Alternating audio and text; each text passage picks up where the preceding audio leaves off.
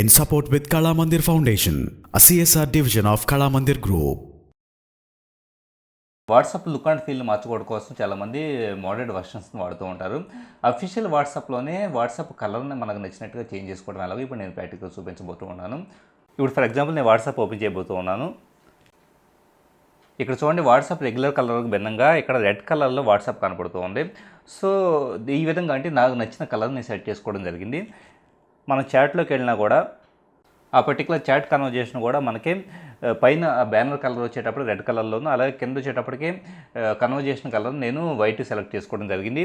So ఈ విధంగా మనకు నచ్చిన విధంగా కలర్ సెలెక్ట్ చేసుకోవడం అలాగే ఇప్పుడు నేను చూపిస్తాను. దీనికోసం అల్టిమేట్ వాట్సాప్ థీమ్ అని చెప్పేసి ఒక ఎక్స్పోజ్ మాడ్యూల్ ఇన్స్టాల్ చేసుకోవాల్సి ఉంటుంది. ఎక్స్పోజ్ ఇన్స్టాల్ అనేది మనకి రూట్ చేయబడిన ఫోన్స్లో ఇన్స్టాల్ చేసుకోవచ్చు. మనకి రూట్ చేయడం అనేది చాలా ఈజీ థింగ్. మనకి మన ఫోన్ మోడల్కి సంబంధించి రూటింగ్ ప్రొసీజర్ తెలిస్తే సరిపోతుంది, ఈజీగా రూట్ చేసుకోవచ్చు.